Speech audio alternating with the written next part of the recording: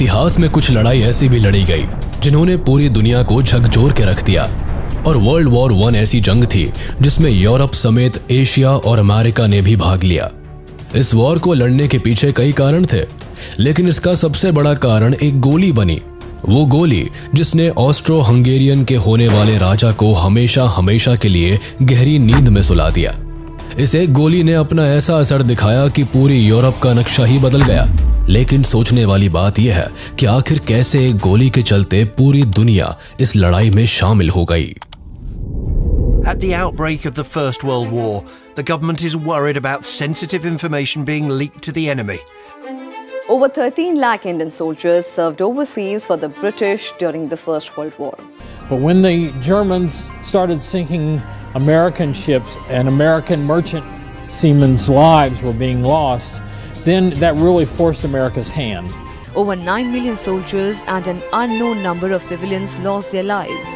Empires crumbled, revolution engulfed Russia, and America rose to become a dominant world power. World war 1 को हम European war और great war जैसे नामों से भी जानते हैं। इस वॉर में मास डिस्ट्रक्शन को देखते हुए इसे ये सारे नाम दिए गए। वर्ल्ड वॉर 1 से पहले भी दुनिया में कई लड़ाइयाँ हुई थी, लेकिन इससे पहले कभी इतने बड़े लेवल पर करोड़ों लोगों की जान नहीं गई थी। ऐसा पहली बार हुआ था जब करोड़ों लोग बेघर हो गए और बड़े से बड़े देश टूट गए थे। लोगों का मानना तो ये भी था कि इस जंग के बाद दुनिया में कभी कोई इतनी बड़ी जंग नहीं होगी और इस जंग से यूरोप में जो भी टेंशन है वो भी खत्म हो जाएगी, जिस कारण इसे the war to end all wars का नाम भी मिला। लेकिन ऐसा हुआ नहीं। वर्ल्ड वॉर 1 ने दुनिया में एक और जंग का बीज बो दिया था। दरअसल वर्ल्ड वॉर 1 में ही एक घायल सैनिक को गोली नहीं मारी गई थी, केवल ये सोचकर कि ये पहले ही इतना घायल है, कर भी क्या लेगा। बेशक वो समय कुछ नहीं कर पाया, लेकिन आगे चलकर वही सैनिक द एडोल्फ हिटलर के नाम से जाना गया, जिसने वर्ल्ड वॉर 2 की शुरुआत की। लेकिन सोचने वाली बात यह है कि कैसे इस वॉर में दुनिया 2 भागों में बंटकर एक भयानक जंग करने निकल पड़ी। आखिर कैसे इस लड़ाई के चलते अमेरिका एक सुपर पावर बन गया, और आखिर कैसे बड़े से बड़े एम्पायर इस जंग के अंत में बिखरने को मजबूर हो गए। सबसे पहले 1914 के मैप पर नजर डालते हैं, जहां एक तरफ आपको ऑस्ट्रिया हंगरी एम्पायर देखने को मिलेगा, जो एक समय पर इतना बड़ा था कि इसमें आज का Slovenia, Croatia, Bosnia and Herzegovina, Serbia, Romania, Ukraine, Slovakia, the चेक रिपब्लिक जैसे देश आते थे। यहाँ तक कि पोलैंड का कुछ हिस्सा और साथ ही साथ इटली का भी एक प्रोविंस 1918 से पहले इसी एम्पायर का पार्ट था। 1914 में ऑस्ट्रिया हंगरी एम्पायर का राजा, जिसका नाम एम्परर फ्रांस जोसेफ I था, उसने अपनी बढ़ती उम्र के कारण अपने भाई के बड़े बेटे आर्चड्यूक फ्रांस फर्डिनेंड को ऑस्ट्रिया हंगरी का होने वाला राजा घोषित कर दिया, जिसके बाद आर्चड्यूक ने अपने पूरे राज्य का कार्यभार संभालना शुरू कर दिया, जिसके लिए वो अपने देश में जगह जगह जाकर वहां का जायजा लेने लगा। इसी दौरान एक बार प्रिंस फ्रांस फर्डिनेंड और उनकी वाइफ सोफी को ऑस्ट्रिया हंगरी एम्पायर के साउथ में बसे बॉस्निया एंड हर्जेगोविना जाना पड़ा। बॉस्निया ऑस्ट्रिया हंगरी एम्पायर का पार्ट नहीं था, लेकिन बर्लिन की संधि के कारण ऑस्ट्रिया हंगरी एम्पायर को बॉस्निया के राजकाज को संभालने का हक मिला था। ऑस्ट्रिया हंगरी ने इस हक का फायदा उठाया और पूरे बॉस्निया एंड हर्जेगोविना को अक्टूबर 1908 में एनेक्स कर लिया। इस जबरदस्ती के राज से बॉस्निया के लोगों में काफी गुस्सा था। साथ ही ऑस्ट्रिया हंगरी एम्पायर के उत्तर में बसे सर्बिया कंट्री को भी बॉस्निया के एनेक्सेशन से एतराज था, क्योंकि बॉस्निया और सर्बिया दोनों ही राज्यों में स्लेविक लोग रहते थे। इसलिए बॉस्निया पर ऑस्ट्रिया हंगरी के कब्जे से सर्बिया खुश नहीं था। एनेक्सेशन के बाद से ही बॉस्निया में तरह तरह के रेवोल्यूशनरी ग्रुप्स बनने लगे थे।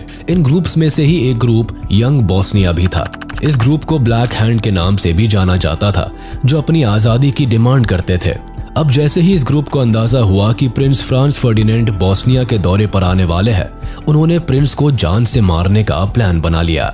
प्रिंस जब बॉस्निया गए तो रास्ते में उसी ब्लैक हैंड ग्रुप के 19 साल के मेंबर गैवरिलो प्रिंसिप ने प्रिंस फ्रांस फर्डिनेंड और उनकी वाइफ सोफी पर गोली चला दी। जून 28, 1914 को 11:15 पर बॉस्निया में ऑस्ट्रिया हंगरी के होने वाले राजा और उनकी वाइफ को सबके सामने मार दिया गया, वो भी एक 19 साल के लड़के के द्वारा, जिसका साथ सर्बिया ने दिया था। इसके बाद ऑस्ट्रिया हंगरी के chief of general staff Franz Graf Conrad von Hotzendorf और foreign minister Leopold Graf von Berchtold ने राजा को सजेस्ट किया कि इतना बड़ा हादसा होने के बाद हम आसानी से युद्ध में उतरकर खुलेआम सर्बिया पर कब्जा कर सकते हैं। हंगरी के राजा ने भी अपनी आर्मी चीफ की बात को एक्सेप्ट किया और सर्बिया को एक अनएक्सेप्टेबल अल्टीमेटम भेज दिया। इस अनएक्सेप्टेबल अल्टीमेटम में कई ऐसी शर्तें रखी गई थी जो एक स्वतंत्र देश के लिए मानना नामुमकिन था। इसमें पहली शर्त थी कि सर्बियन गवर्नमेंट दक्षिणी स्लेविक लोगों को यूनाइट करने के पॉलिटिकल कैंपेन से दूरी बना ले ताकि बॉस्निया ऑस्ट्रिया हंगरी का अधीन देश बनकर रह सके। चेतावनी में यह भी कहा गया था कि सर्बियन आर्मी एंटी ऑस्ट्रियन आंदोलनकारियों का साथ देना बंद कर दे और सर्बियन प्रेस और स्कूल बुक्स में ऑस्ट्रिया के खिलाफ एंटी ऑस्ट्रियन प्रचार करना छोड़ दे। इन सभी शर्तों में छठी शर्त कुछ यूं बनाई गई थी कि जिसे मानना सर्बिया के लिए बिल्कुल मुमकिन नहीं था। छठी शर्त में कहा गया था कि प्रिंस के हत्यारों के खिलाफ सीरियस इन्वेस्टिगेशंस चलाई जाए और इसमें ऑस्ट्रियन डेलीगेट्स को भी हिस्सा लेने का मौका मिल सके। साथ ही वोजिस्लाव टैनकोसिच और मिलान सिगानोविच जैसे सिविल सर्वेंट्स को अरेस्ट किया जाए जो हत्या की साजिश से जुड़े हुए थे। सर्बिया के सामने सबसे बड़ी चुनौती थी कि वो इस अल्टीमेटम का जवाब केवल 48 घंटों में दे। युद्ध की कोई चेतावनी नहीं दी गई थी, लेकिन ये साफ हो चुका था कि इस चेतावनी को ठुकराने का नतीजा डायरेक्ट वॉर हो सकती है, और हुआ भी कुछ ऐसा ही। 25 जुलाई को सर्बिया ने अपना रिप्लाई भेजा और सर्बिया की डिमांड्स ना मानने पर जुलाई 28, 1914 को ऑस्ट्रो हंगरी ने सर्बिया पर वॉर घोषित कर दिया। जब वॉर केवल दो देशों के बीच छिड़ा तो इसमें बाकी यूरोपियन और तो और एशियन कंट्रीज ने क्यों छलांग लगा दी। 1914 का समय वो दौर था जब सारे यूरोपियन कंट्रीज अपनी टेरिटरी को मजबूत कर रहे थे। सभी अपनी मिलिट्री को स्ट्रॉन्ग बनाने में लगे थे। देशों ने युद्ध के लिए पहले से ही तैयारी कर रखी थी, जिसके कारण सभी देशों ने एक दूसरे के साथ अलायंस बनाना शुरू कर दिया था। 1914 तक सभी देशों ने आपस में अलायंस की हुई थी, जिसमें दो अलायंस सबसे अहम थी। पहली ट्रिपल अलायंस जो कि जर्मनी, ऑस्ट्रो हंगरी और इटली के बीच हुई थी।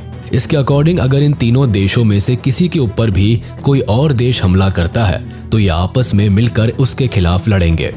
दूसरी संधि थी ट्रिपल एंटेंटे। इस अलायंस में रशिया, यूके और फ्रांस शामिल थे। जब वॉर शुरू हुआ तो ऑस्ट्रो हंगरी ने अपनी अलायंस का हवाला देते हुए जर्मनी और इटली का दरवाजा खटखटाया। जर्मनी और ऑस्ट्रिया हंगरी के अच्छे रिलेशंस थे, लेकिन इटली ने जंग में पार्टिसिपेट करने से मना कर दिया। उसने कहा कि अलायंसेस के शर्तों के अनुसार जब तीनों में से किसी एक कंट्री पर कोई दूसरा देश हमला करेगा तो उन्हें एकजुट होकर युद्ध करना है, ना कि खुद दूसरे देश पर हमला करने की कोशिश करनी है। दरअसल इटली के इस क्लियर डिनायल के पीछे एक और कारण था। 1911 में हुए इटालो टर्किश वॉर में इटली ने अपने इन दोनों अलाइज से मदद मांगी थी। दोनों देशों ने उस वक्त सीधे यही कहते मना कर दिया था कि इटली के पर्सनल इंटरेस्ट के वॉर में नहीं, बल्कि अगर कोई इटली पर हमला करे तब हम साथ देंगे। दूसरी ओर सर्बिया पर जब मुसीबत आई तो उन्होंने रशिया से मदद मांगी, लेकिन इसके पहले ही ऑस्ट्रो हंगेरियन और रशिया के बीच ये डील हो चुकी थी कि वो सर्बिया इन्वेजन में एक दूसरे के आड़े नहीं आएंगे। लेकिन तभी रशिया में स्लेविक लोगों ने आंदोलन शुरू कर दिया और अपने सम्राट से मांग किया कि साउथ सर्बिया को इन्वेजन से बचाना पड़ेगा क्योंकि वहां हमारे लोग रहते हैं। इसके बाद रशिया को मजबूरन इस युद्ध में उतरना पड़ा। रशिया का जंग में शामिल होने का एक और राजनीतिक कारण था। दरअसल ओटोमान एम्पायर ऑलरेडी ब्लैक सी पर डोमिनेट कर रहा था। ऐसे में सर्बिया के एनेक्सेशन के बाद ओटोमान एम्पायर पूरी तरह से ब्लैक सी पर कब्जा कर लेता। वहीं दूसरी ओर रशिया का सारा एक्सपोर्ट ट्रांसपोर्ट सर्बिया स्ट्रेट के रास्ते ब्लैक सी से होता था। ऐसे में रशिया का युद्ध में उतरना इकोनॉमिकल पर्सपेक्टिव से भी जरूरी हो गया। इसीलिए जब जंग में रशिया शामिल हुआ तो ट्रिपल एंटेंटे के तहत उसने यूके और फ्रांस से मदद मांगी। लेकिन यूके का मानना था कि ये वॉर रशिया की है और ये उसे खुद ही लड़नी चाहिए। वो खुद युद्ध में पार्टिसिपेट नहीं करना चाहता था। वहीं फ्रांस ने भी चुप्पी साध रखी थी। फ्रांस के नॉन क्लियर जवाब से जर्मनी काफी टेंशन में था, क्योंकि अगर फ्रांस इस जंग में पार्टिसिपेट करता तो जर्मनी दोनों ओर से घिर जाता, जिससे उसके लिए जंग जीतना नामुमकिन हो जाता। इसलिए स्क्लीफन प्लान के हिसाब से जर्मनी ने फ्रांस पर हमला बोल दिया। मैप के हिसाब से देखें तो जर्मन एम्पायर रशिया और फ्रांस के बीच आता था। चूंकि रशिया एक बड़ा और ताकतवर देश था, इसीलिए इस प्लान के तहत जर्मन आर्मी को सबसे पहले फ्रांस पर हमला करना था ताकि उसे जीत लिया जाए। फिर जर्मनी अपनी पूरी मिलिट्री को मिलाकर रशिया पर धावा बोलकर उसे भी जीत लेगा और इस तरह जर्मनी यूरोप के एक बड़े भाग पर अपना कब्जा जमा लेगा। फ्रांस ने अपने और जर्मनी के बॉर्डर पर पहले से ही काफी हैवी मिलिट्री लगा रखी थी। उन्होंने फ्रांस पर हमला बोलने के लिए बेल्जियम के रास्ते को अपनाया। ऐसे में बेल्जियम जर्मनी को उनके देश में घुसने की इजाजत नहीं देता, जिससे जर्मनी बेल्जियम पर हमला कर देता है। यूके और बेल्जियम के बीच सालों पहले लंदन की संधि साइन हुई थी, जिसके अकॉर्डिंग अगर कभी भी कोई बेल्जियम पर हमला करेगा तो यूके उसकी मदद करेगा।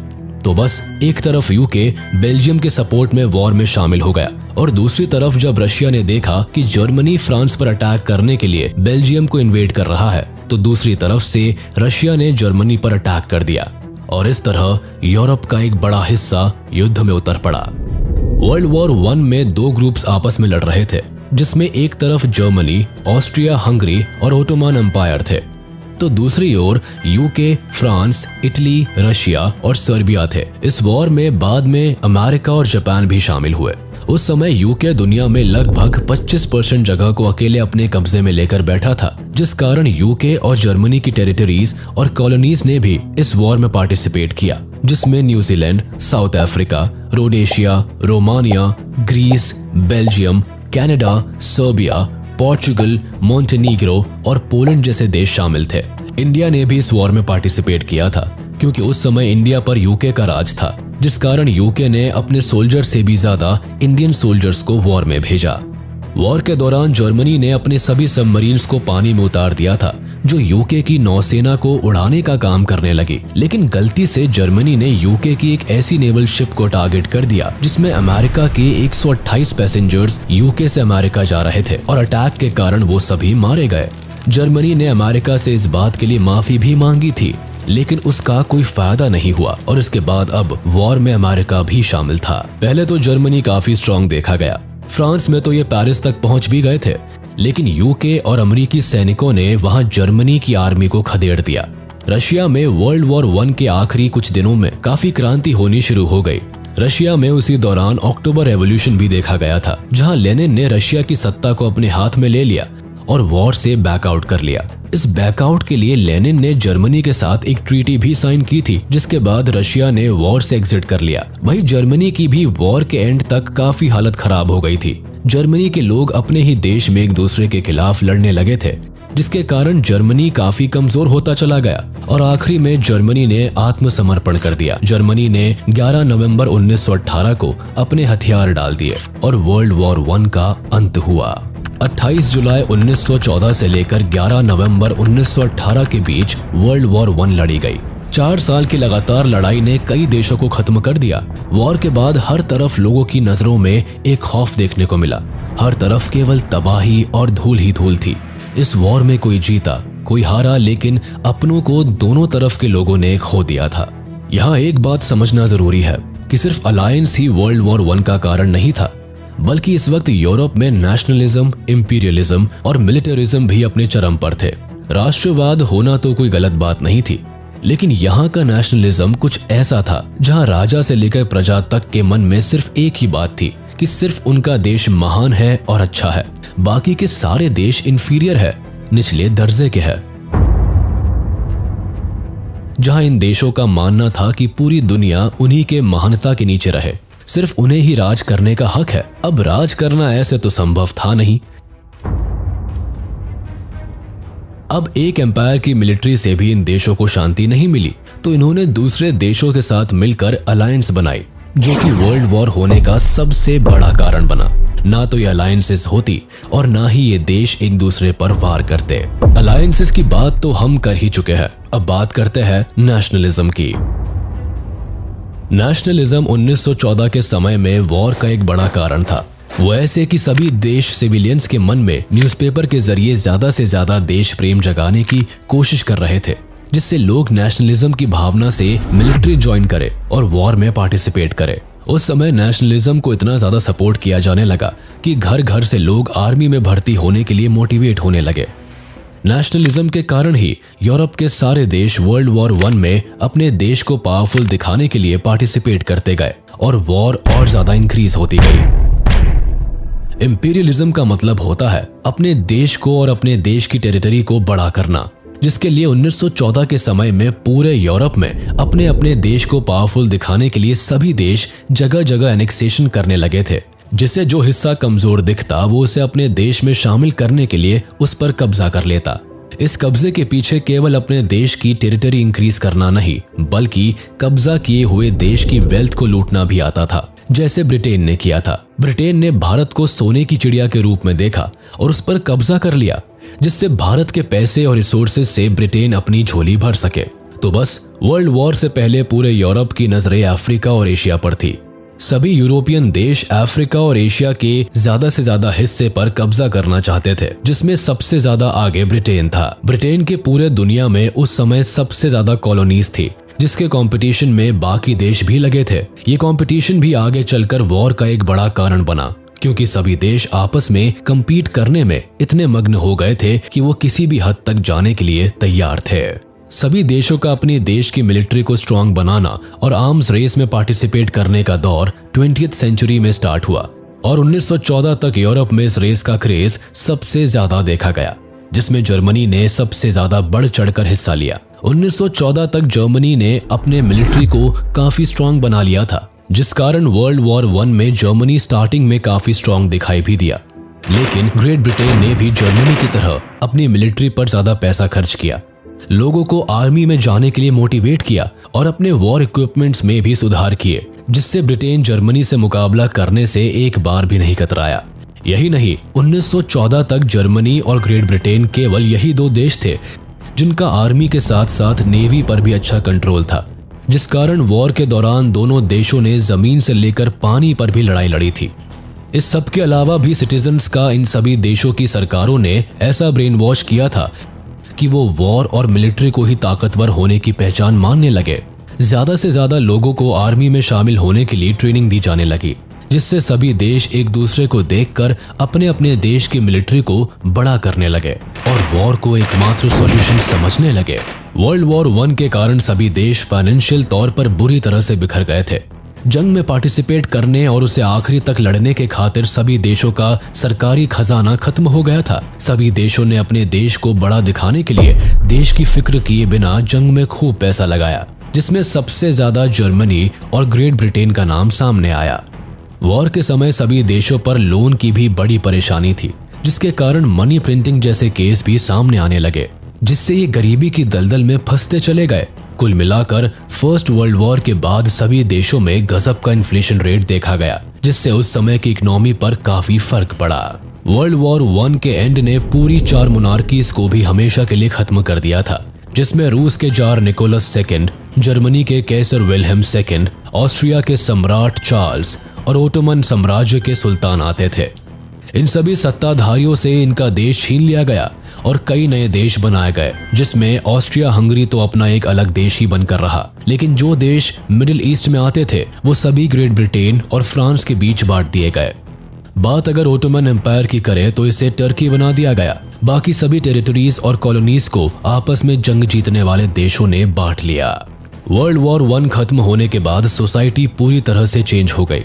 चाइल्ड बर्थ रेट कम होने लगी, जिसका मेन कारण था युद्ध में नौजवानों का शहीद हो जाना। इसके अलावा लोगों ने अपनी जमीनें खो दी और वो किसी और देश जाकर बसने के लिए मजबूर हो गए।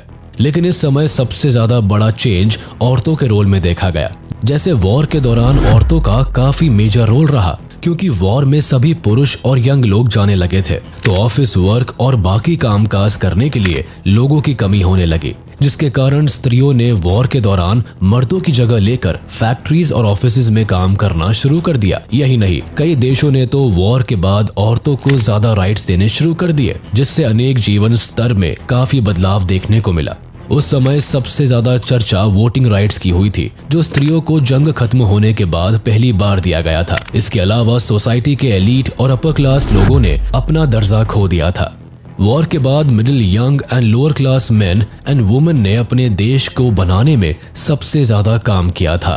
वर्ल्ड वॉर 1 दुनिया का पहला ऐसा युद्ध था जिसमें करीब 20 मिलियन लोग मारे गए और 21 मिलियन लोग घायल हुए थे।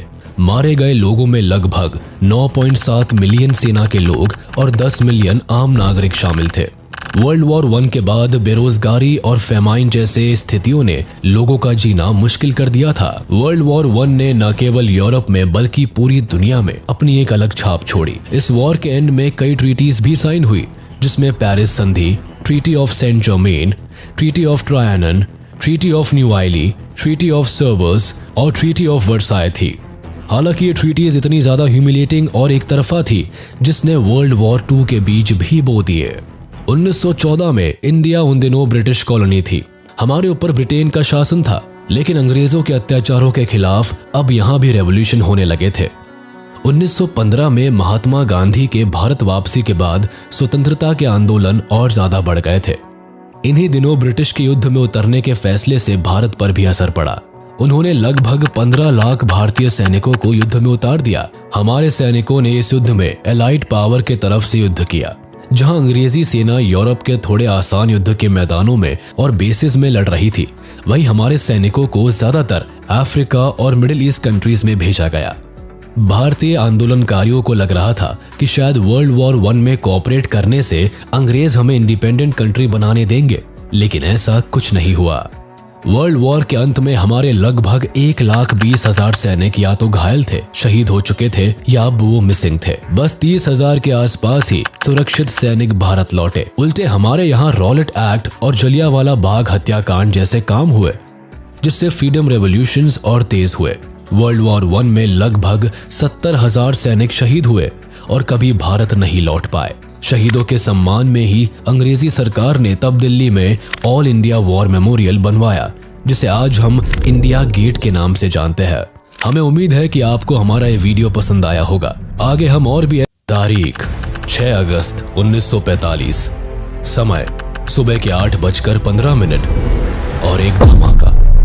एक ऐसा धमाका जिसने कुछ सेकंड्स में जापान के लाखों लोगों को हमेशा के लिए गहरी नींद में सुला दिया। ये सुबह जापान के इतिहास में सबसे भयानक और दर्दनाक सुबह थी। लोग अपने अपने काम पर जा रहे थे, बच्चे स्कूल को रवाना हो रहे थे। आम जिंदगी घरों और सड़कों पर रोज की तरह अपने अपने कामों में बिजी थी। लेकिन अचानक लोगों ने आसमान से कुछ गिरता हुआ देखा, जो कुछ सेकंड्स में जमीन पर आ गिरा, जिसके जमीन को छूते ही एक बड़ा धमाका हुआ। चारों ओर केवल धुआं दिख रहा था। आग का एक बड़ा गोला दिख रहा था। चारों ओर तबाही दिख रही थी। एक पल को ऐसा लगा जैसे सूरज खुद जमीन पर उतर आया है। उस समय इन एक्सप्लोजन पॉइंट्स का तापमान कुछ 3000 से 4000 डिग्री सेल्सियस तक पहुंच गया था। इसके बाद अगस्त 9, 1945 को 11:02 पर आसमान से दूसरी तबाही जापान की धरती पर आ गिरी, जिसके बाद जापान ने सेकेंड वर्ल्ड वॉर में अपने हथियार डाल दिए और सेकेंड वर्ल्ड वॉर का अंत हुआ। इस तरह दुनिया ने पहली बार एटॉमिक बॉम्ब की तबाही और दूसरे विश्व युद्ध के भयानक अंत को देखा था। सेकेंड वर्ल्ड वॉर हुई ही फर्स्ट वर्ल्ड वॉर के कारण, लेकिन सवाल ये आता है कि आखिर ये शुरू कैसे हुई? आखिर इतिहास में इतनी बड़ी जंग एक बार फिर क्यों लड़ी गई? हिटलर को ही क्यों सेकेंड वर्ल्ड वॉर का जिम्मेदार माना जाता है? क्यों हिटलर के नाजिज्म ने वर्ल्ड वॉर 2 जैसी जंग को जन्म दिया? और आखिर कैसे दुनिया में शांति बनाए रखने के लिए बनाए गए लीग ऑफ नेशंस को बुरी तरह फेल होते देखा गया? वर्ल्ड वॉर 2, जिसे हम ग्लोबल वॉर के नाम से भी जानते हैं, इस वॉर को काफी बड़े लेवल पर लड़ा गया, जिसमें सभी बड़ी पावर्स ने पार्टिसिपेट किया। इस वॉर में दुनिया 2 भागों में बटा हुआ पाया गया, एकदम वर्ल्ड वॉर 1 की तरह। बस वहां एलाइज और सेंट्रल पावर्स के बीच जंग थी और यहाँ एलाइज और एक्सिस पावर्स के बीच। इस जंग को टोटल वॉर का भी नाम दिया गया, जिसका रीजन वॉर में मेनली सिविलियंस का इन्वॉल्वमेंट था। यानी इस वॉर से पहले सिविलियंस को जंग का पार्ट नहीं बनाया जाता था, लेकिन यहाँ सिविलियंस को भी नहीं बख्शा गया। इस वॉर में सिविलियंस ने भी अपने देश का साथ देने के लिए जो बन पड़ा किया, जिस कारण सभी देश कॉमनर्स को भी जंग का हिस्सा मानने लगे। आर्मीज ने लोगों के घरों, हॉस्पिटल्स, शेल्टर्स और पब्लिक प्लेसेस पर भी बमबारी की, जिससे आर्मी की मदद करने वाले लोगों का भी खात्मा हो सके। इस वॉर में सभी देशों ने अपने हर रिसोर्स को दूसरे के खिलाफ इस्तेमाल किया था, जिससे देश की economy, industries, scientific capabilities, air force और आर्मी खास तौर पर आते हैं। इस जंग की शुरुआत तारीख को लेकर भी एक डिबेट रही है। कुछ लोगों का कहना है कि वॉर सितंबर 1, 1939 को शुरू हुई, लेकिन कुछ लोग इसकी शुरुआत 1937 के सीनो जापानीज वॉर को ही मानते हैं। इसका अंत एटॉमिक बॉम्ब अटैक के साथ अगस्त 1945 को हुआ, जब जापान ने सरेंडर कर दिया। सेकेंड वर्ल्ड वॉर में करीब 60 से लेकर 80 मिलियन लोगों ने अपनी जान गंवा दी, जिसमें 50 मिलियन लोग सिविलियंस थे और 25 मिलियन सोल्जर्स। दुनिया में इसके बाद और इससे पहले इतने बड़े नंबर्स में कभी इतने लोगों की जान नहीं गई थी, जिस वजह से इस वॉर को deadliest conflict in human history कहा जाता है। वर्ल्ड वॉर 2 में दुनिया 2 गुटों में बट गई थी, जिसे अलायंसेस के नाम से जानते हैं। पहली पावर का नाम था एलाइज पावर, जिसमें UK, France, USA, USSR, China, Poland, Yugoslavia और ग्रीस आते थे। दूसरी थी एक्सिस पावर, जिसमें नाजी जर्मनी, इटली और जापान आते थे। वैसे आपको बता दें कि इटली फर्स्ट वर्ल्ड वॉर में एलाइज पावर के साथ था, लेकिन कुछ चीजों को लेकर मनमुटाव के कारण इटली ने अपना पाला बदल लिया और एक्सिस पावर का हाथ थाम लिया। वर्ल्ड वॉर 2 स्टार्ट होने का सबसे बड़ा रीजन वर्ल्ड वॉर 1 का एंड रिजल्ट था, जिसने पूरे जर्मनी के लोगों में एक बदले की भावना जगा दी। वर्ल्ड वॉर 1 से पहले जर्मनी अच्छे लेवल पर डेवलपमेंट कर रहा था, जिससे इसकी इकोनॉमी भी काफी स्ट्रांग थी।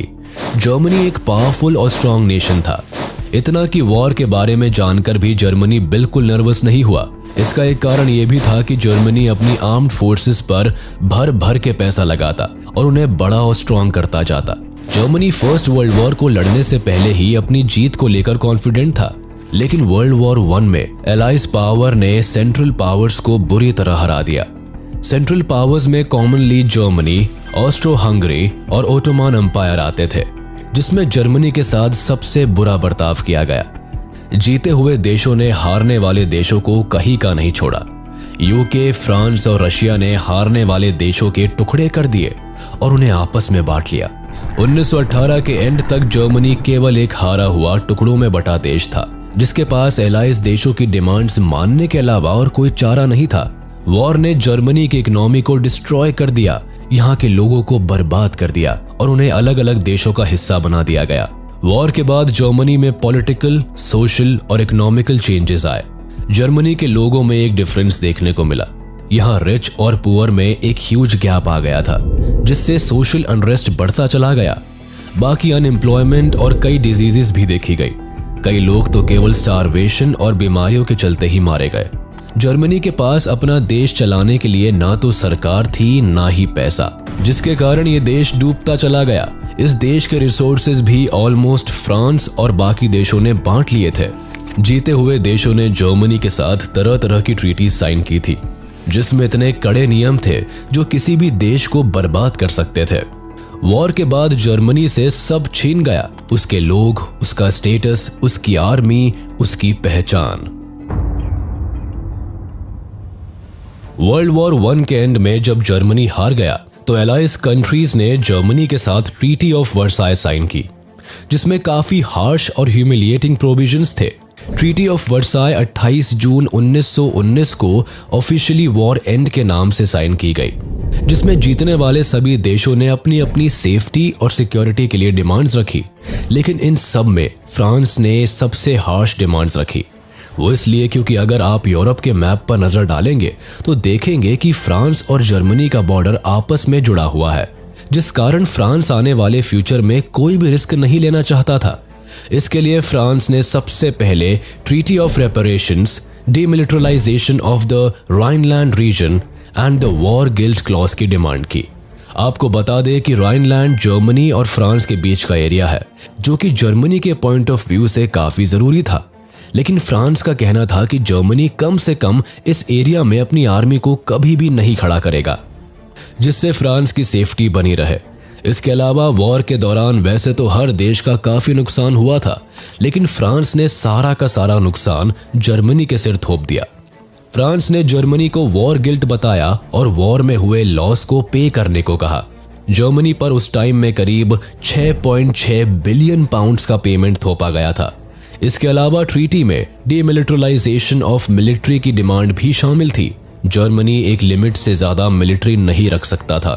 इन सारी डिमांड्स ने जर्मनी के लोगों में गुस्सा भर दिया। वो इस ट्रीटी के एकदम खिलाफ थे। इस ट्रीटी ने उनमें बदले की एक भावना जगा दी थी। ट्रीटी ऑफ वर्साय की डिमांड्स को मानने के अलावा वाइमार रिपब्लिक के पास और कोई चारा नहीं था। वाइमार रिपब्लिक जर्मनी की न्यू गवर्नमेंट थी जिसने इस ट्रीटी पर साइन किया था। इस कारण से लोगों में वाइमार रिपब्लिक के खिलाफ भी एक गुस्सा था। वो कहीं ना कहीं अपनी हालत का जिम्मेदार वाइमार रिपब्लिक को भी मानने लगे थे। इस पीस ट्रीटी के कारण ही जर्मनी ने अपनी overseas colonies, 1/10 of population, 13% territories, 75% iron और 26% कोल खो दिया था। वर्ल्ड वॉर 1 के बाद लीग ऑफ नेशंस को स्टैब्लिश किया गया था, ये सोचकर कि अब फिर कभी कोई विश्व युद्ध नहीं होगा। लीग ऑफ नेशंस का काम दुनिया में पीस और हार्मनी स्टैब्लिश करना था, लेकिन ऐसा कुछ नहीं हुआ। इसके सामने ही कई देशों ने अपनी मनमानी की और लीग ऑफ नेशंस का कहा नहीं माना। इसे 1919 में एक पीस ऑर्गेनाइजेशन के नाम पर बनाया गया था। इसे बनाते समय ये बात फाइनल हुई थी कि अगर कभी किसी भी देश के बीच कोई परेशानी होगी तो वो लीग ऑफ नेशंस में शांति से बात करके उसे सुलझाएगा, न कि किसी फोर्स का इस्तेमाल करेंगे। लेकिन इसे एक फेलियर के रूप में देखा गया। कई देशों ने इसे ज्वाइन ही नहीं किया और जिन्होंने किया वो बाद में इसे छोड़कर चले गए, जिसमें जर्मनी और यूएसएसआर आते हैं। बाकी लीग के पास खुद की कोई आर्मी भी नहीं थी जिसके थ्रू ये किसी भी मिलिट्री अग्रेशन को रोक पाए। ऐसे में लीग ऑफ नेशंस का फेल होना भी आखिरी में वर्ल्ड वॉर 2 का एक बड़ा रीजन बना। वॉर के बाद जर्मनी पहले ही काफी परेशानियों और इकोनॉमिक क्राइसिस से जूझ रहा था।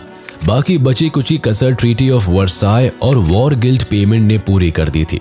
ट्रीटी के हार्श सैंक्शंस ने वहां के लोगों को काफी बुरी हालत में पहुंचा दिया। अपने देश के लोगों की हालत देख के वहां की गवर्नमेंट ने दबाकर पैसा छपवाया, जिसने जर्मनी की हालत और खराब कर दी और महंगाई खुद पर खुद बढ़ती चली गई। खैर, एक समय तो ऐसा आया कि जर्मनी में हर इंसान के पास भर भर के पैसा था।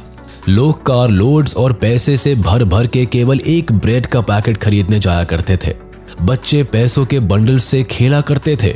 जर्मनी के पैसे की वैल्यू बुरी तरह से गिरती चली गई। जर्मनी की इतनी खराब हालत देखकर अमेरिका ने जर्मनी की मदद के लिए हाथ आगे बढ़ाया और डॉस प्लान को लॉन्च किया, जिसने जर्मनी की हालत सुधारने में मदद की।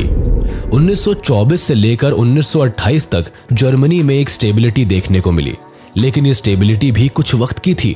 1929 में अमेरिका का वॉल स्ट्रीट एक्सचेंज क्रैश हो गया। इस इंसिडेंट ने दुनिया में मंदी का दौर ला दिया था। इवन अमेरिका की भी अगले 3 साल तक इनकम सीधे हाफ पर पहुंच गई थी। फैक्ट्रीज बंद होने लगी थी, एक्सपोर्ट्स गिरते चले गए, फार्मर्स की हालत खराब हो गई और मार्केट में पैसा खत्म हो गया। इसके बाद अमेरिका ने जर्मनी को सपोर्ट देना भी बंद कर दिया, जिससे जर्मनी को एक साथ 2 झटके लगे। एक, यूएसए के फाइनेंशियल एड बंद होने से, दूसरा दुनिया भर में इकोनॉमिक क्राइसिस आने से। जर्मनी की हालत और बिगड़ती चली गई। 1932 तक जर्मनी का इंडस्ट्रियल प्रोडक्शन 40% तक कम हो गया, जिससे अनएम्प्लॉयमेंट छाने लगा। अनएम्प्लॉयमेंट इस कदर अपने चरम पर था कि करीब 6 मिलियन लोग उस समय जर्मनी में अनएम्प्लॉयड घूम रहे थे। लोगों ने सड़क पर नारे लगाने शुरू कर दिए। लोग बड़े बड़े बैनर लेकर willing to do any work लिखकर काम मांगने लगे। लोगों का सरकार से विश्वास भी डगमगाने लगा था। लोग सरकार के खिलाफ नारे लगाने लगे, लेकिन वाइमार रिपब्लिक के पास भी कोई सॉल्यूशन नहीं था, जिसके बाद फाइनली हिटलर इन सभी सिचुएशंस का फायदा उठाता है। वर्ल्ड वॉर 2 का जिम्मेदार हिटलर था, यह बात तो हम सभी जानते हैं, लेकिन कैसे? इस बात को समझने के लिए आपको पहले यह समझना होगा कि आखिर एक सीधे साधे परिवार से आने वाला लड़का जो केवल प्रीस्ट और आर्टिस्ट बनना चाहता था, इतना बड़ा क्रूर तानाशाह कैसे बन गया? आखिर कैसे हिटलर ने करोड़ों लोगों को बिना सोचे मौत के घाट उतार दिया? ग्रेट डिप्रेशन के बाद जर्मनी की हालत नाजुक थी। हिटलर ने इस मौके का फायदा उठाया और अपनी पार्टी का प्रचार करने लगा। वो बड़ी बड़ी रैलीज करता, लोगों को इकट्ठा करता, नारेबाजी करता और सबसे जरूरी चीज स्पीचेस देता। हिटलर की आवाज में जादू था। वो अपने भाषण से किसी को भी मैनिपुलेट करने की क्षमता रखता था उसने अपना नाजी प्रोपेगेंडा चलाया और ज्यादा से ज्यादा जर्मनी को अपनी बातों में फंसा लिया। हिटलर ने लोगों से वादा किया कि वो जर्मनी की किस्मत को बदल देगा, वो ट्रीटी ऑफ वर्साय को कभी नहीं मानेगा और जर्मनी का बदला बाकी के सभी देशों से लेगा। जर्मनी की जनता हिटलर की बातों से प्रभावित हुई, जिसके बाद जर्मनी में चुनाव हुए और हिटलर की नाजी पार्टी उसमें जीत गई। कुछ समय बाद हिटलर की लोगों में पॉपुलैरिटी देखकर 30 जनवरी 1933 को प्रेसिडेंट हाइडेनबर्ग ने हिटलर को जर्मनी का चांसलर बना दिया, जिसके बाद हिटलर जर्मनी में एक एनेबलिंग एक्ट लेकर आया, जिसके पास होने के बाद जर्मनी एक डिक्टेटर कंट्री बन गया। इस एक्ट ने हिटलर को जर्मनी की सारी पावर सौंप दी। हिटलर के हाथ में सत्ता के आते ही इसने जर्मनी का पूरा रूप ही बदल के रख दिया। इसने सबसे पहले 1933 में जर्मनी को लीग ऑफ नेशन से बाहर किया, फिर 1938 में राइनलैंड नाम की जगह को वापस अपने कब्जे में किया, जो ट्रीटी ऑफ वर्साय के अकॉर्डिंग जर्मनी से छीन ली गई थी। साथ ही ऑस्ट्रिया और जर्मनी को दोबारा एक किया गया। इसके बाद हिटलर ने वेस्टर्न जर्मनी की ओर अपना रुख मोड़ा और चेकोस्लोवाकिया पर कब्जा कर लिया। कुल मिलाकर कुछ सालों में हिटलर ने जर्मनी की किस्मत चमका दी थी। हिटलर ने अपने देश की इकोनॉमिक कंडीशन को ठीक करने के लिए वॉर का डिसीजन लिया। सितंबर 1, 1939 को हिटलर पोलैंड पर हमला बोल देता है। इस हमले के लिए भी जर्मनी एक अच्छा खासा प्लान बनाता है। जर्मनी अपने ही सैनिकों को पोलैंड की यूनिफॉर्म पहनाकर खुद के खिलाफ एक अनाउंसमेंट करवाता है, जिससे लोगों को लगे कि पोलैंड ने पहले जर्मनी पर हमला बोला है। जर्मनी तो केवल उसके किए हुए का जवाब दे रहा है। तो बस प्लान के सक्सेसफुल होते ही जर्मनी पोलैंड पर हमला बोलता है, जिसके बाद 2 दिन के अंदर ही इस वॉर में फ्रांस और यूके भी पार्टिसिपेट करते हैं। वो इसलिए क्योंकि इन दोनों देशों ने पोलैंड के साथ एक अलायंस बनाई हुई थी, जिसके अकॉर्डिंग अगर कोई भी देश इन तीनों में से किसी के ऊपर भी हमला बोलता है तो बाकी के दोनों देश उस देश की तरफ से लड़ेंगे। जिसके बाद 3 सितंबर को यूके और फ्रांस जर्मनी पर अटैक कर देता है, जिसमें Australia, New Zealand, South Africa and Canada भी शामिल हो जाते हैं। वॉर की शुरुआत में जर्मनी के साइड से जापान और इटली होते हैं, जो हर हाल में जर्मनी का साथ देने को तैयार रहते हैं। ये दोनों देश जर्मनी की ओर से वॉर एंड तक लड़ते हैं। आपको बता दे कि आखिर वर्ल्ड वॉर 1 में जो इटली, यूके और फ्रांस की ओर से लड़ता है, वो इस बार अपनी साइड चेंज क्यों कर लेता है। दरअसल वर्ल्ड वॉर 1 के एंड में इटली को एलाइज पावर के द्वारा इग्नोर कर दिया जाता है। वो इटली की डिमांड्स पर भी ध्यान नहीं देते और तो और वॉर एंड में बाकी सभी देशों को भर भर के फायदा होता है, लेकिन इटली के हिस्से कुछ नहीं आता। इवन इसकी तो वॉर के कारण इकोनॉमिक कंडीशन और खराब हो जाती है। इटली इन सारी बातों से एलाइड पावर से नाराज होता है, जिस कारण से इस बार वो जर्मनी का साथ देता है। वॉर के शुरुआत में हिटलर समझदारी दिखाता है और सोवियत यूनियन के साथ हाथ मिला लेता है। वो चाहता था कि जर्मनी एंड सोवियत यूनियन एक साथ पोलैंड पर हमला करे, जिससे उसे तुरंत सरेंडर करना पड़े, जिसके बाद जर्मनी और सोवियत यूनियन उसे आपस में बांट ले। और हुआ भी कुछ ऐसा ही। दोनों देशों ने उस पर एक साथ हमला किया और जीतने के बाद उसे आपस में आधा आधा बांट लिया। ये सब देखकर फ्रांस और यूके भड़के हुए होते हैं। इस बात को समझते हुए हिटलर इन दोनों देशों को पीस का एक प्रस्ताव भी भेजता है, लेकिन ये दोनों देश उस प्रस्ताव को रिजेक्ट कर देते हैं, जिससे जंग जारी रहती है। अब एक तरफ जहां हिटलर पहले राइनलैंड, फिर ऑस्ट्रिया हंगरी, फिर चेकोस्लोवाकिया, फिर पोलैंड सभी देशों पर कब्जा करता जा रहा था, वही सोवियत यूनियन को भी ये सब नजर आ रहा था और वो भी अपनी टेरिटरी बढ़ाने के लिए जगह जगह इन्वेजन करने लगा।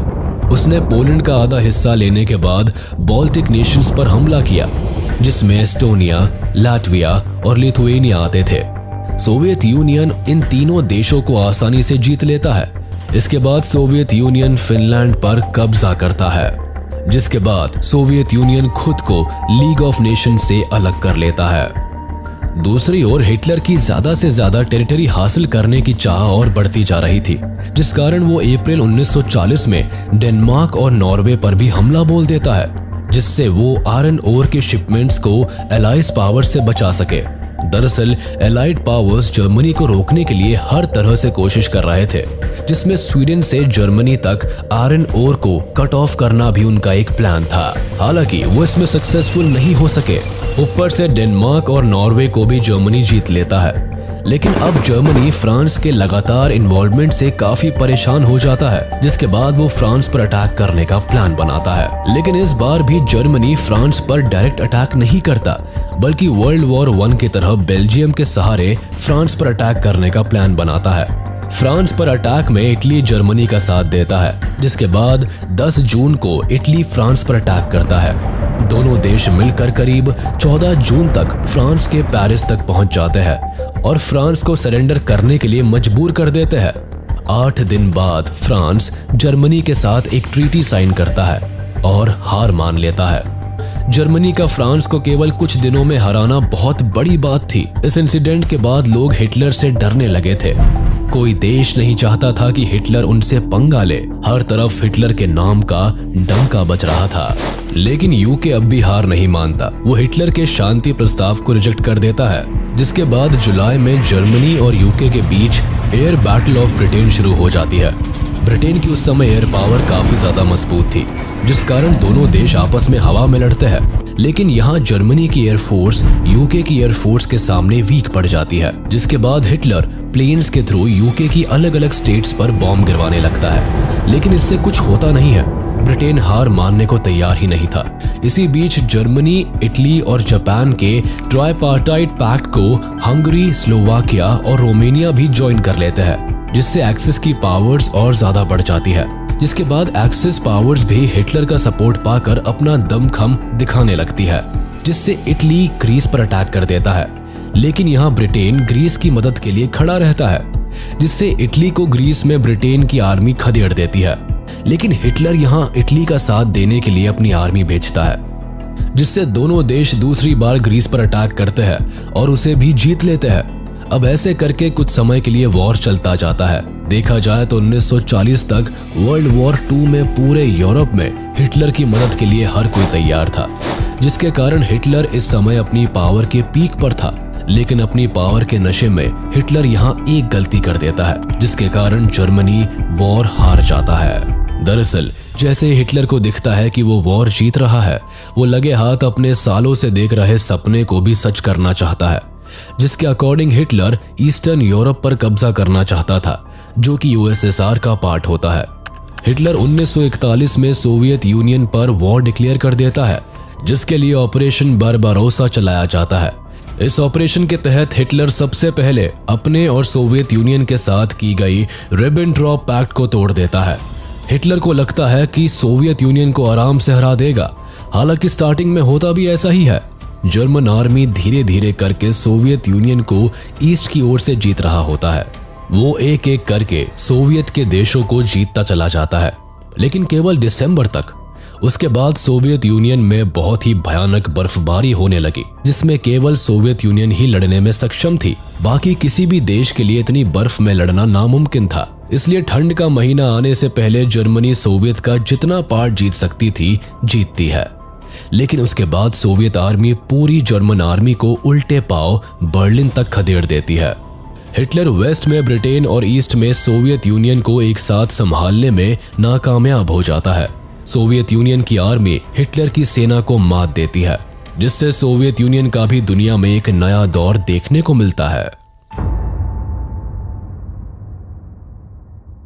वैसे अमेरिका अब तक वॉर से बाहर रहता है, लेकिन जापान पैसिफिक ओशन में अमेरिका के पर्ल हार्बर नाम के आइलैंड पर बॉम्बिंग कर देता है, जिसके बाद अमेरिका वॉर का पार्ट बन जाता है। ये वॉर लंबी चलती है। हिटलर को दिख रहा होता है कि अब उसका वॉर पर से कंट्रोल छूट रहा है, लेकिन वो वॉर होने तक बर्लिन में ही रहने का फैसला लेता है। जहां हिटलर को जब खबर मिलती है कि जर्मनी वॉर में हार गया है, वो खुद को और अपनी वाइफ को शूट कर देता है, जिसके बाद दुनिया के सबसे खतरनाक तानाशाह का अंत होता है। हिटलर की मौत की खबर जैसे ही न्यूज में आती है, जर्मनी सरेंडर कर देता है। लेकिन जापान अभी भी हार नहीं मानता। वो अभी भी अपनी ओर से इस वॉर को जीतने की कोशिश करता है, लेकिन इस कोशिश के जवाब में अमेरिका जापान पर न्यूक्लियर बॉम्ब दाग देती है। अमेरिका जापान की 2 जगह हिरोशिमा और नागासाकी पर एक एक करके न्यूक्लियर अटैक करता है, जिसके बाद जापान पूरी तरह से बर्बाद हो जाता है। जापान पर इस न्यूक्लियर बॉम्ब का काफी खराब असर पड़ता है, जिससे उभरने में उसे सालों लग जाते हैं। हालांकि उस न्यूक्लियर अटैक के बाद वर्ल्ड वॉर 2 भी खत्म हो जाता है। 2 सितंबर 1945 को जापान सरेंडर कर देता है। वर्ल्ड वॉर 2 से यूरोप पर काफी फर्क पड़ता है। केवल यूरोप पर ही नहीं, पूरी दुनिया ही बुरी हालत में होती है। दुनिया ने पहली बार इतनी बड़ी वॉर देखी थी। हालांकि वर्ल्ड वॉर 1 भी इससे पहले हुई थी, लेकिन न्यूक्लियर बॉम्ब ने इस वॉर को एक भयानक रूप दे दिया था। पूरी दुनिया ने पहली बार किसी न्यूक्लियर वेपन का इतना खतरनाक इस्तेमाल देखा। वो बात अलग है कि इसके बाद हर देश अपने यहाँ न्यूक्लियर वेपन्स बनाने की कोशिश करने लगे। वॉर के एंड में मिलियंस ऑफ लोग मारे गए, मिलियंस ऑफ लोग होमलेस हो गए। यूरोपियन इकोनॉमी पूरी तरह से कोलैप्स कर गई, जिसके साथ यूरोपियन इंडस्ट्रियल इंफ्रास्ट्रक्चर भी बर्बाद हो गया। इवन वॉर को जीतने वाले देश भी बुरी कंडीशन में थे। अमेरिका ने अपने लाखों सोल्जर्स खो दिए। सोवियत यूनियन भी पैसों की तंगी से जूझ रहा था। आगे चलकर इन दोनों देशों में एक कोल्ड वॉर का दौर भी देखने को मिला, जो सालों साल चला और सोवियत यूनियन के टूटने के बाद शांत हुआ। इस वॉर के बाद कॉलोनियलिज्म और इंपीरियलिज्म भी खत्म हो गया। जर्मनी और इटली में डिक्टेटरशिप भी खत्म हो गई। जर्मनी को 2 भाग में बांट दिया गया, West Germany and East Germany. West Germany को ब्रिटेन, फ्रांस और यूएसए कंट्रोल करते थे और ईस्ट जर्मनी को यूएसएसआर। वर्ल्ड वॉर 2 के बाद अफ्रीका और एशिया में फ्रीडम और नेशनलिस्ट मूवमेंट्स चलने लगे, या यूं कहिए कि काफी तेज हो गए, जिसमें ब्रिटेन की कॉलोनीज इंडिया, म्यांमार और इजिप्ट, अमेरिका की कॉलोनी फिलीपींस, फ्रांस की कॉलोनी इंडो चाइना और डच की कॉलोनी इंडोनेशिया शामिल थे। इसके अलावा इकोनॉमिक क्राइसिस तो एक बड़ी प्रॉब्लम थी ही, जिसके कारण अनएम्प्लॉयमेंट काफी तेजी से बढ़ता देखा गया। इसके अलावा यूएनओ यानी यूनाइटेड नेशंस ऑर्गेनाइजेशन का जन्म हुआ। लीग ऑफ नेशंस को खत्म कर दिया गया, क्योंकि वैसे भी वो किसी काम का था नहीं। हालांकि यूएन से जो उम्मीदें थी वो उस पर खरा उतरा। यूएन ने दुनिया में पीस लाने की पूरी कोशिश की।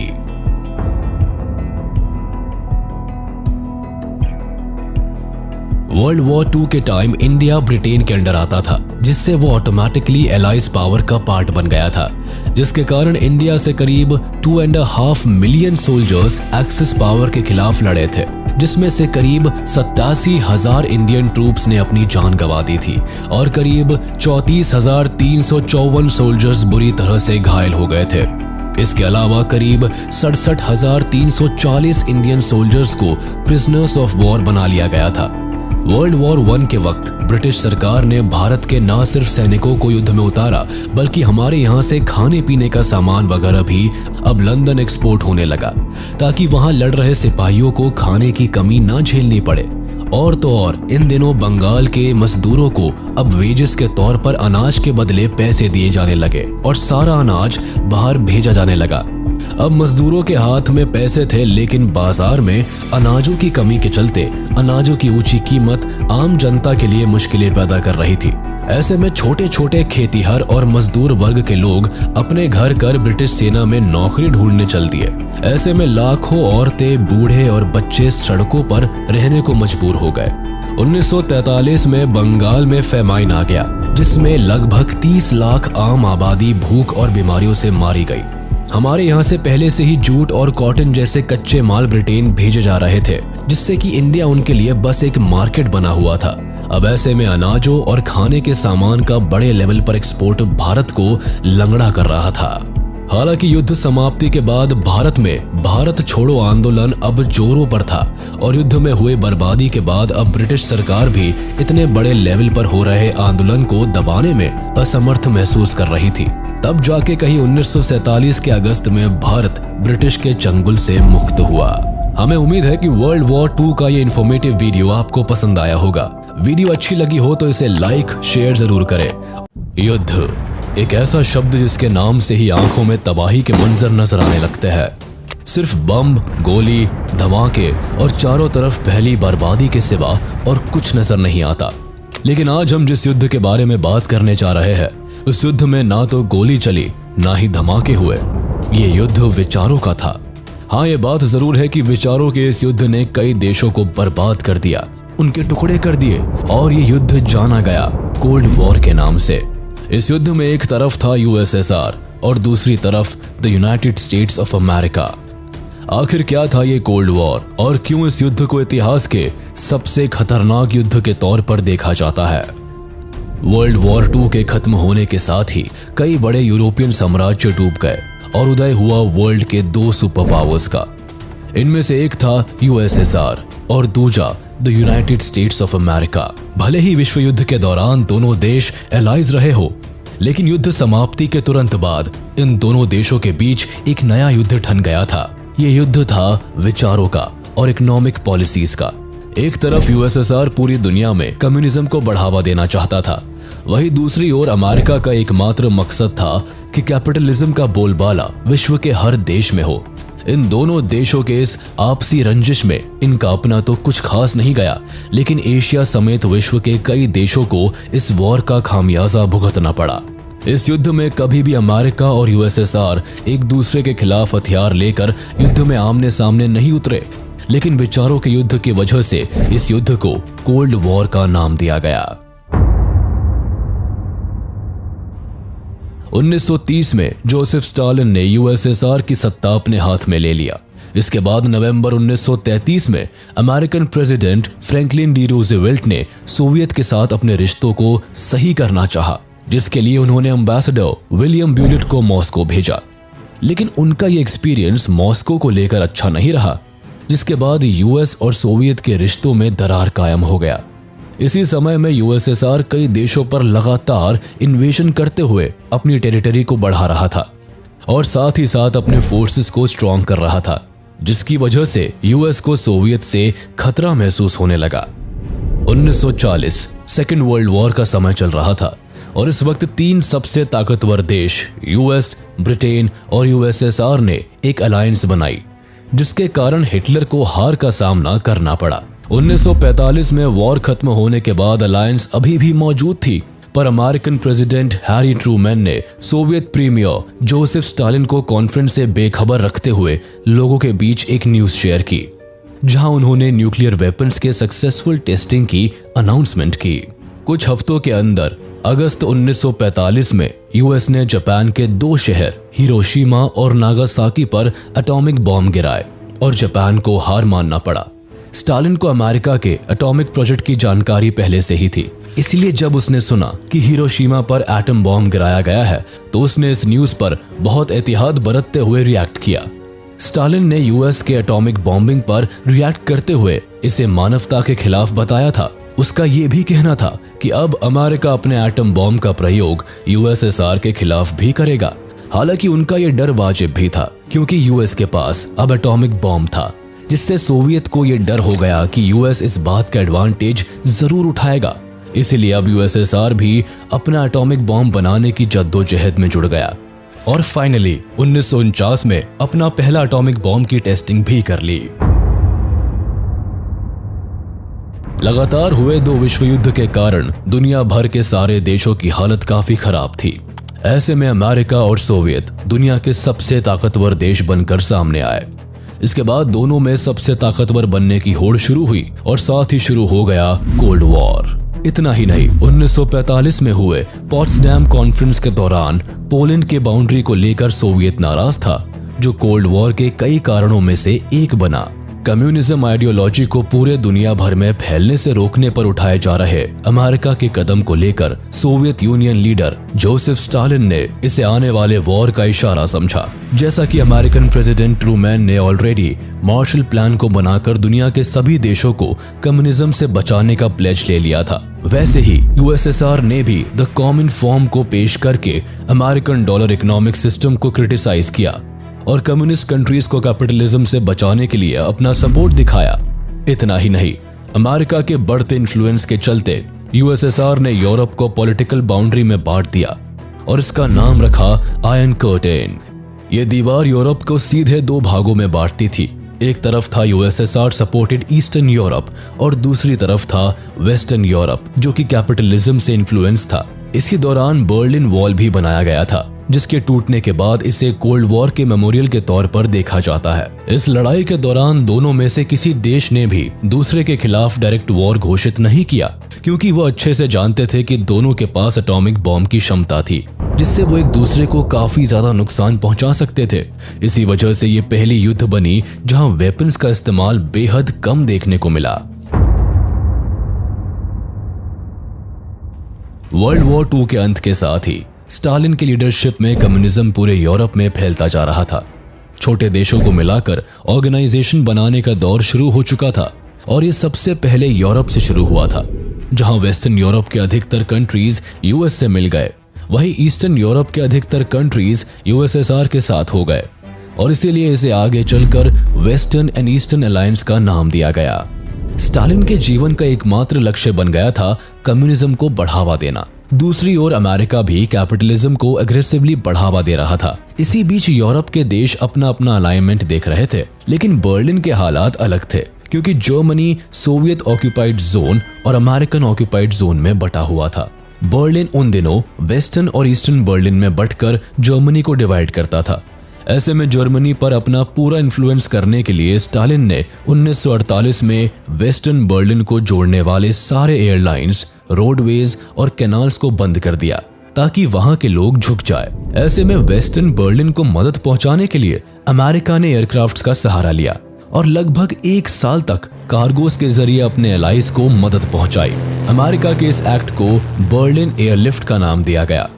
हालांकि इस तरह बर्लिन स्टारवेशन से तो बच गया, लेकिन पूरा यूरोप इस एक्ट के बाद युद्ध के कगार पर आ गया।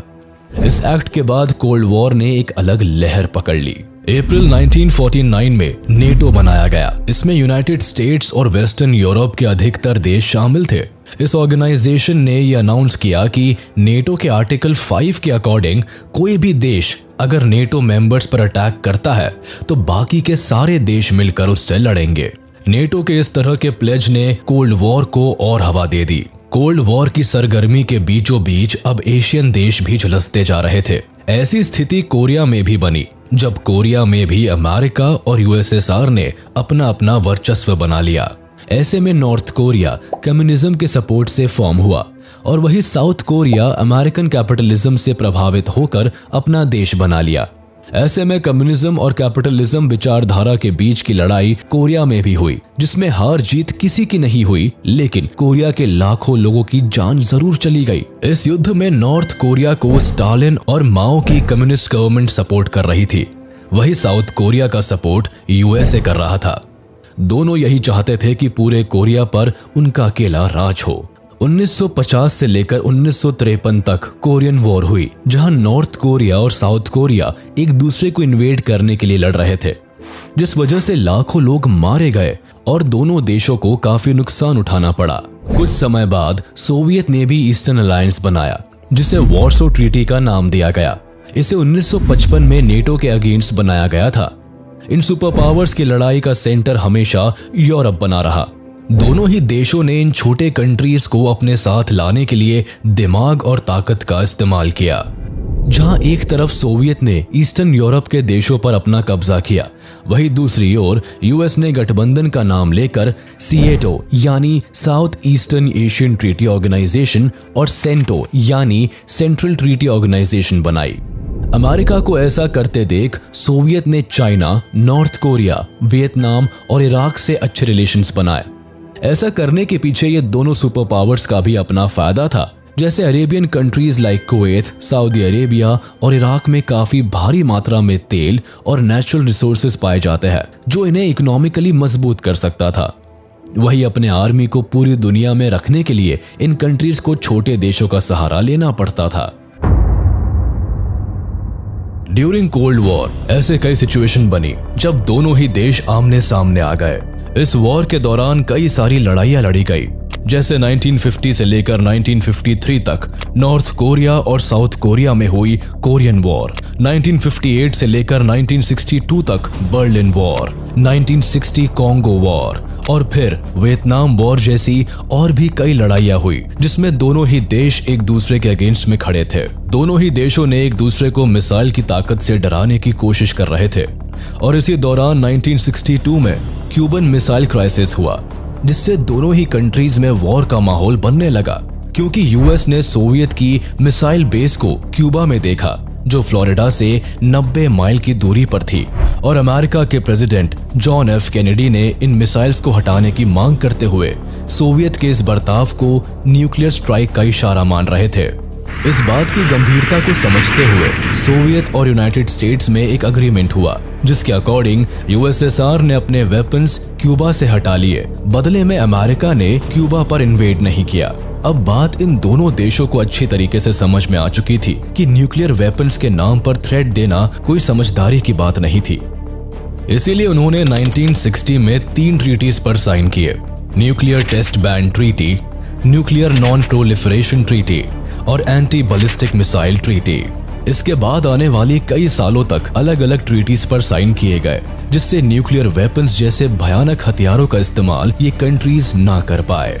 एग्जाम्पल के तौर पर first limited test ban treaty LTBT 10 अक्टूबर 1963 को मॉस्को में हुआ, जहां अमेरिका, ब्रिटेन और सोवियत यूनियन ने इस ट्रीटी पर साइन किया था। इसके अकॉर्डिंग ऐसी कोई बॉम्ब टेस्टिंग जिसका असर एनवायरनमेंट पर पड़े उसे बंद कर दिया जाए। Second NPT treaty on the non proliferation of nuclear weapons. इस ट्रीटी पर 1 जुलाई 1968 को लंदन, वॉशिंगटन और मॉस्को में साइन किया गया, लेकिन इसे लागू 1970 से किया गया और 1995 से इसे अनंत काल के लिए लागू कर दिया गया। इस ट्रीटी के मुताबिक वो सारे देश जो 1 जनवरी 1967 से पहले परमाणु हथियार रख रहे थे, जैसे United states, Soviet union, Britain, France और चाइना, इन्हें एटॉमिक वेपन्स रखने की इजाजत देता है और बाकी देशों को इन वेपन्स को हासिल करने से रोकता है। Third was strategic arms limitation talks SALT I। इसकी स्टार्टिंग नवंबर 1969 से हुई, जहां सोवियत यूनियन के लीडर लियोनिड ब्रेजनेव और अमेरिकन प्रेसिडेंट रिचर्ड निक्सन ने 26 मई 1972 को मॉस्को में 2 अग्रीमेंट्स पर साइन किए। पहला anti ballistic missile ABM treaty और दूसरा limitation of strategically lethal weapons पर समझौता, और इन दोनों को 3 अक्टूबर 1972 से लागू कर दिया गया। Fourth strategic arms limitation talks SALT II। इसे नवंबर 1972 में शुरू किया गया, जहां American president Jimmy Carter and USSR leader Leonid Brezhnev ने वियना में 18 जून 1979 को limitation of strategically lethal weapons के दूसरे एग्रीमेंट पर साइन किए। कोल्ड वॉर सिर्फ इकोनॉमिक फ्रंट पर नहीं लड़ी जा रही थी, बल्कि USSR और USA के एक दूसरे से हर मामले में खुद को बेहतर साबित करने की होड़ में लगे थे। ऐसे में बढ़ती हुई टेक्नोलॉजी और स्पेस रेस में वो कैसे पीछे रह सकते थे। 1957 में USSR ने स्पुतनिक 1, जो एक आर्टिफिशियल सैटेलाइट थी, उसे लॉन्च किया, जो कि पहला मैन मेड सैटेलाइट था। ऑफ कोर्स USSR इसे स्पेस कॉन्कर करने का ताज मान रहा था। वर्ल्ड वॉर 2 के बाद सोवियत यूनियन ने अपना पहला मैन मेड सैटेलाइट जो स्पेस में सक्सेसफुली लॉन्च कर दिया। अब अमेरिका ने इसे स्पेस साइंस डेवलपमेंट के तौर पर नहीं, बल्कि वेपन एडवांसमेंट के तौर पर देखा।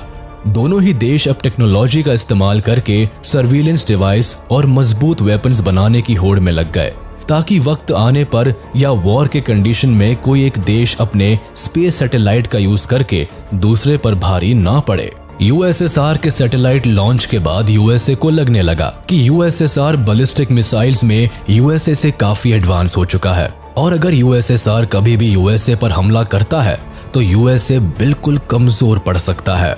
इस तरह से व्यूज ने उन दिनों मिसाइल गैप थ्योरी को जन्म दिया था। हालांकि USA तब भी USSR से मिसाइल्स के मामले में काफी आगे था, लेकिन इस स्पेस टर्न्ड आर्म्स वॉर ने USSR और USA को अधिक से अधिक हथियार बनाने के लिए मजबूर कर दिया। 1960s आते तक दोनों अपने डिफेंस के लिए हजारों वॉरहेड्स बना चुके थे। इसके बाद 1962 में USSR ने अपने वॉरहेड्स क्यूबा में प्लेस कर दिए, जिनकी जानकारी अमेरिकन इंटेलिजेंस को मिली, और इस तरह क्यूबा से इन सारे हथियारों को हटाया गया। चूंकि क्यूबा में मिसाइल मिलने के बाद से USA और USSR के बीच काफी टेंशन क्रिएट हो गई थी, लेकिन ये समझौता शांति से हो गया और इसका नाम दिया गया क्यूबन मिसाइल क्राइसिस। जो कि आर्म्ड रेस का ही बाय प्रोडक्ट था। जल्दी ही 1969 में यूएस ने पूरी दुनिया में अपना नाम अमेरिकन एस्ट्रोनॉट नील आर्मस्ट्रॉन्ग के बदौलत रोशन किया, जिन्होंने चांद पर पहला कदम रखा। जिसके साथ ही अमेरिका ने स्पेस में अपनी जीत को मानते हुए स्पेस रेस को खत्म किया।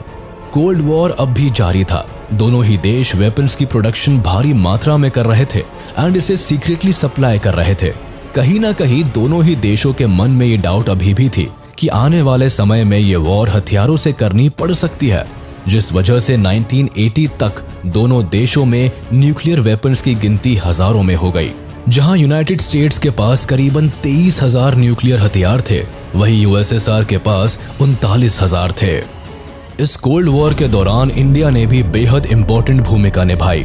नॉन अलाइंड मूवमेंट के लीडर होने के नाते भारत ने कई न्यूली इंडिपेंडेंट कंट्रीज को सुपर पावर्स के हाथों में जाने से रोका और खुद को भी दोनों देशों के विवाद से दूर रखा। इंडिया ने अपने डिप्लोमैट्स और मिनिस्टर्स का इस्तेमाल इस वॉर के समय सिचुएशन को नॉर्मल करने के लिए मीडिएटर के रूप में काम किया, जिसका एक एग्जाम्पल 1950 में हुए कोरियन वॉर के दौरान देखा गया।